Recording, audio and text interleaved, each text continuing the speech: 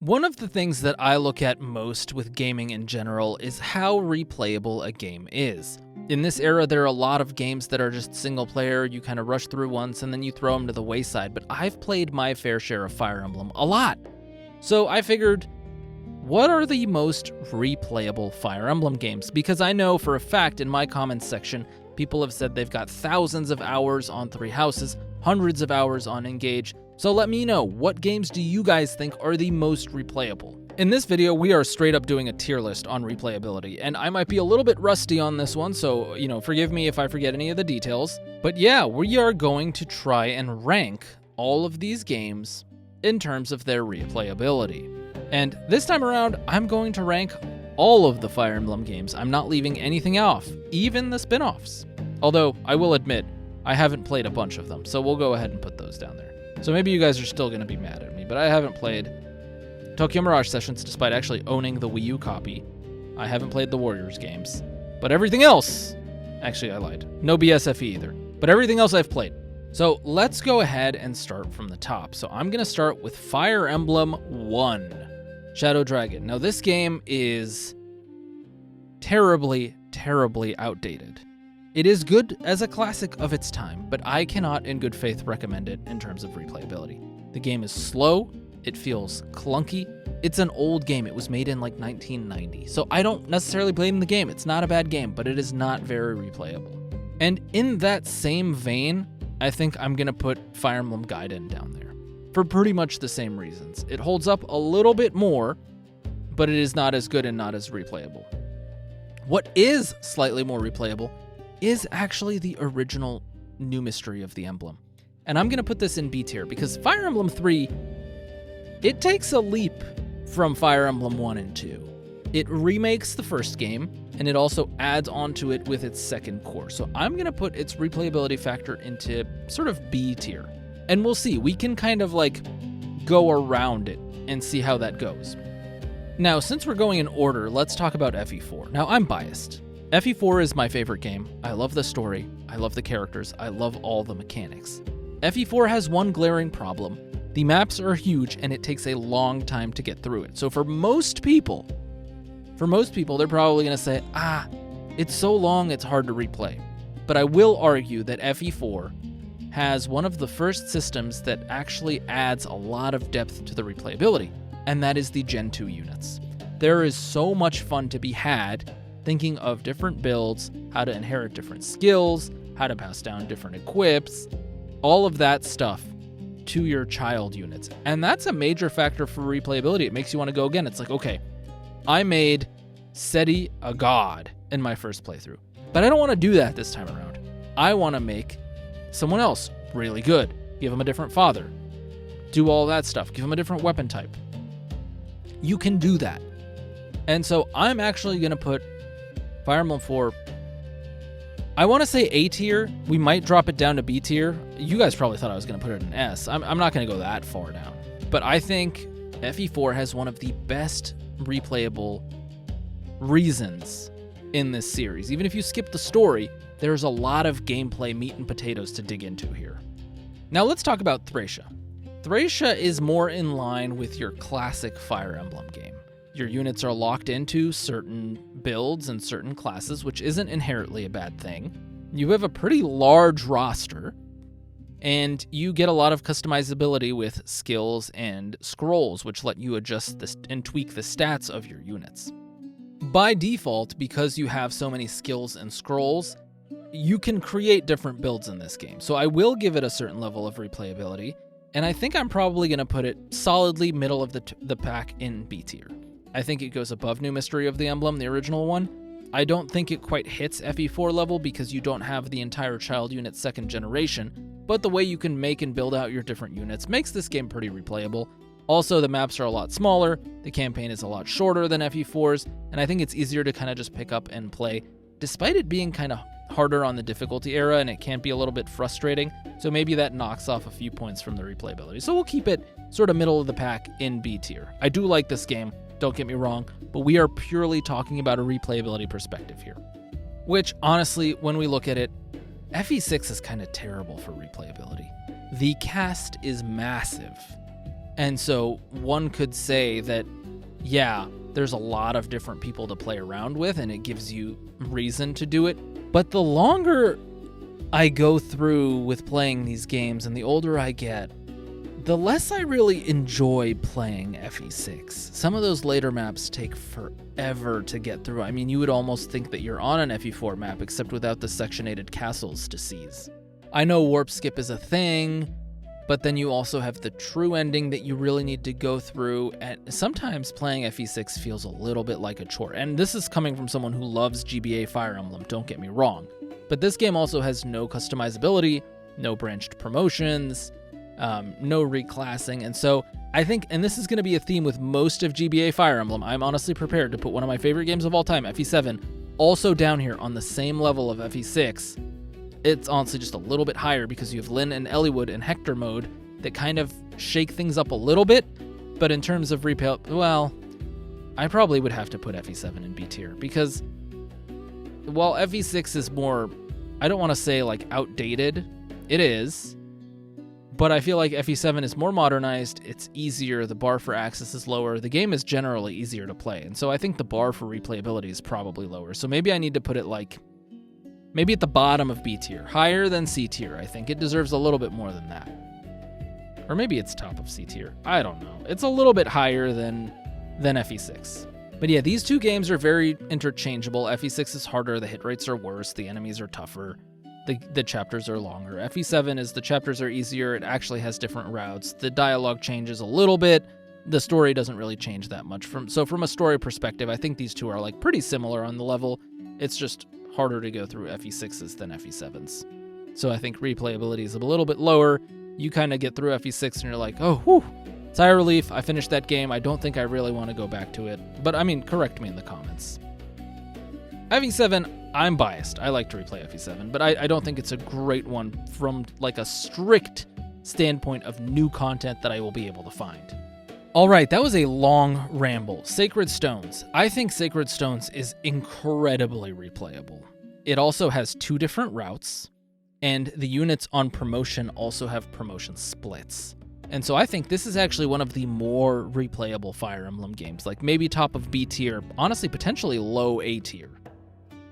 You have Erica and Ephraim route, and you recruit different units on either route. You get them all regardless, but it gives you a reason to play the game again and go down a different path and explore the story from a different perspective, and it actually changes the scenes.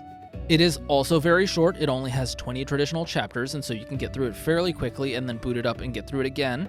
It is on the easier side of Fire Emblem games. Even the hard mode is very accessible to newer players. I think this game is extremely replayable. I think it's ahead of most of these other games. Now, after Sacred Stones, we have Path of Radiance. Path of Radiance is a hard one, because it's not a difficult game by any means, but it is a very linear one. There's not much that changes in Path of Radiance. I think the only differences that I would really have is like if you want to get Nasir versus Enna, or if you want to use one of the different Laguz Kings. Other than that, I don't think there's very many variable choices in terms of the maps that you can play. There's not very many variable choices in terms of the characters you can play. But I don't want to have a double standard. This game does have skills, kind of like Thracia, but the skills here kind of suck. And so if we're talking about it in the same vein that it's a linear game, has ease for access, has skills, I probably have to put it solidly here in B tier. Maybe above Thracia, maybe a little bit lower. I kind of like the characters and the story a little bit more in Path of Radiance than I do in Thracia, and I think the support system kind of adds a little bit of depth to the characters, and so it kind of prompts you to go through maybe a second or a third time if you really like the game to develop out and flesh out more of those support conversations with the characters. This game also does have those like weird post-game maps, which I guess FE6 also kind of has. I don't know. I think because it has skills, I feel pretty good about leaving it here in B tier because you can also create different combinations of unit builds. Radiant Dawn, though, Radiant Dawn actually forces you to replay the game. This game is very long. It's about the same length as a playthrough of Genealogy of the Holy War, but if you want to get some of the true endings of this game, you actually have to play it more than once. And so not only is it replayable to try and see different things, you need to replay it. I would put it up in A tier. I love this game. This game has the skill system of Path of Radiance. It's on steroids. You have 3 tiers of promotions instead of just 2 tiers, so you can really jack up whatever unit you want to the max and load them up to the gills with skills. You have a massive roster in this game. I mean, it's actually huge. I'm not sure. I think this one has a larger roster than FE6, except this roster is full of supports. It has 3 tiers of promotions. You've got skills, and so I would definitely put Radiant Dawn up higher than Path of Radiance on the replayability spectrum. I don't know if I would put it higher than Sacred Stones. I think maybe they're on the same level, but the lack of a Generation 2 probably knocks it down below Genealogy of the Holy War on that scale. I think Radiant Dawn is pretty solidly here in A tier in terms of replayability. I feel pretty good about that. All right, Fire Emblem Shadow Dragon, the remake. This might come as a surprise to some people, but if we look at this game in a vacuum, all right, we go back to like 2008, this game just released, the online PvP is on board, it's in its prime, we've got an active player base. This game is like pretty far up here in replayability, and I know you guys are like going, whoa, like that's crazy. Well, no, it's not really. You have the reclassing system feature here for like the first time, right? You can, any unit can, has nobody else leveled up Daros as a sorcerer? Dark Mage, whatever it's called in this game? I have. It's pretty cool. Drog as well. I think Drog can go in there. Dolph and Maslin. You guys remember those two? The bald dudes who are kind of like brothers. They look like the twins from Breaking Bad. Yeah, if you didn't make them into, double horsemen and use them online, like have you ever played this game? What are you even doing? Yes, I did all of that. Also guilty of the 3-axe fighters all being 3 berserkers and used in online. I also made Merrick into Forged 11 Sword Master. I've played this game like probably 20 or 30 times, building various different online teams. I loved it. It doesn't have the skill system that Radiant Dawn and Path of Radiance have, but the reclass system gives you a lot of flexibility, and the units that you can recruit and the ways that you recruit them by killing off other units is actually kind of a unique feature. I don't think we've seen that in Fire Emblem up to here. And this game also has 5 different tiers of difficulty. It goes up to like hard 5, and so you can kind of work your way up the ladder in difficulty replaying this game. So I actually think it has very good replayability. The one thing that holds it back is this game is kind of ugly, and the story is not interesting whatsoever, and I will die on that hill. But I'm putting it in A tier for replayability, so the Shadow Dragon fans, you guys better come up for me. I'm defending your game here as opposed to what I usually talk shit about Shadow Dragon. It's an A tier here, okay? I'm doing my duty. New Mystery of the Emblem, I actually don't like as much as Shadow Dragon. This game was Japan only, so it's really, really hard for us to get a grip on how replayable this actually is. For just, the sake of transparency, I've only played this game like 1 or 2 times. I did once on like the reverse hard or lunatic reverse, whatever the hardest difficulty is with this one. I'm still traumatized to this day. And then I did one normal run through. I did not enjoy playing this game as much as I enjoyed playing Shadow Dragon. Call me a casual fan, call me weak, pathetic. I just don't think this game's replayability is very good. I would actually almost prefer to replay the original because it has more charm to it than this game. Very good map design, very high difficulty if that's what you want, but I would not go through it again. Now, we're getting into the more progressive era of Fire Emblem, the saved the series era, if you will. And when we talk about replayability, these games do a lot of things that are actually very, very good for this series. And Awakening, in a way, brought back a lot of what FE4 did. And, if you had asked me last week if I would ever put like a 3DS game in S tier on a Fire Emblem tier list, like, probably not. My favorites tend to be like FE4, FE7, Radiant Dawn.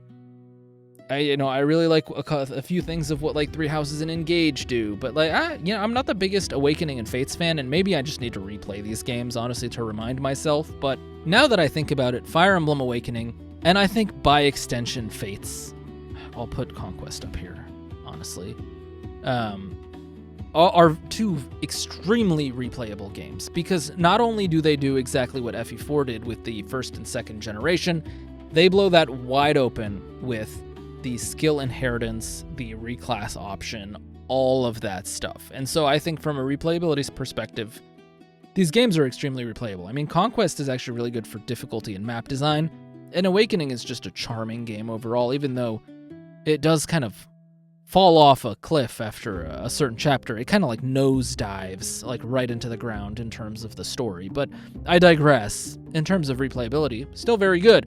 I actually really like the Awakening DLC as well, doing like apotheosis and all that stuff against Anna. So it was a pretty fun time.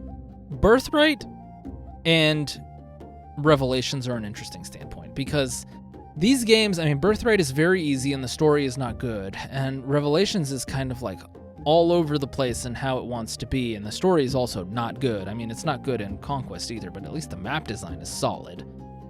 So I would rank these, you know, I need to also go back and replay these games, but I would rank these kind of like maybe in C tier in terms of their replayability, honestly.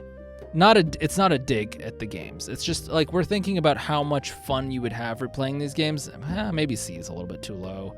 I think B is probably fair because they don't have the dynamic impact that Conquest has in terms of the fun playing the maps. But these two games still have a lot of that same fun in building up your units. And I think that's where a lot of replayability comes from. Like, is this game fun to play? Yeah, it is. It's just all of these other ones, in my opinion, are more fun to replay. Maybe I'll put them over like the original New Mystery. There. Yeah, I'll throw you guys, Fates fans, I threw you guys an olive branch. I put Conquest in S tier. Come on. You guys gotta give me credit for that. Okay, let's talk about Echoes. This is probably going to be a very, very unpopular opinion. I enjoyed Echoes. I liked it the first time I played through it. I enjoyed the experience for what it was. But I don't really think Echoes is very replayable. I respect the hell out of the quality of the remake. Don't get me wrong. Genuinely, I really liked Echoes. I just don't think it's a very good replayable game. I really don't. It has the reclass function. They tried to modernize it quite a bit. They made the exploration there. But once you replay through Echoes once, that's kind of it. Like, you got the Echoes experience. You've learned it. You've seen all of the old school mechanics, the way the magic works, the way the on-map support conversations kind of changed, the Death Fighter loop. Like, you get your Echoes novel experience, and then you kind of put the game down. But you always remember it fondly, but I don't know that you really easily go back to it, is what I'm saying.